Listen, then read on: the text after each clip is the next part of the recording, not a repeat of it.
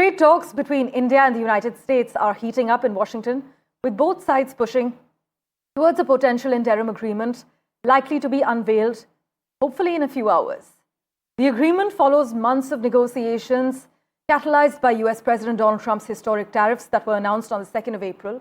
But at the heart of the negotiations are tariff reductions and reciprocal market access.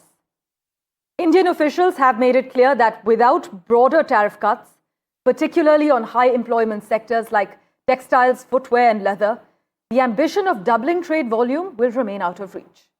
In fact, the advisor to the US-India Strategic Partnership Forum, Mark Linscott, has said he's confident an interim trade deal between India and the US is imminent since both sides have reached the necessary compromises.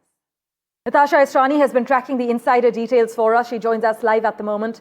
Natasha, how soon can we realistically expect a deal between India and the US? And are we still optimistic about a surprise on the 4th of July? Well, there was so much attention, as you covered earlier in the program, on the big, beautiful bill in US Congress, and that's going to be signed July 4th. I'm not sure that'll be accompanied by the Indo-US trade deal as well.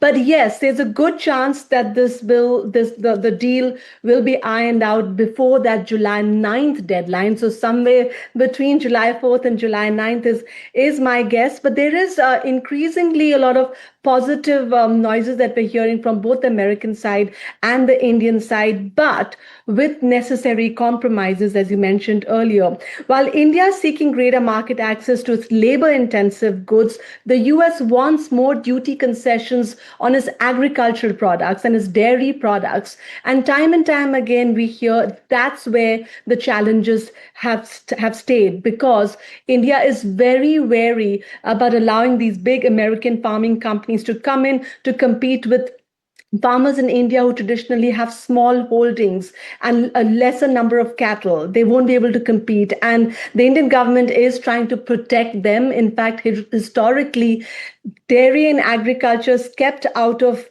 trade deals, even with other countries like Australia and the UK. So that's been the sticking point. But apparently there have been some progress on that front. And there's a chance that India might allow apples and nuts in, but still draw those red lines on products like wheat. Natasha, as always, thank you so much for breaking down the details for us.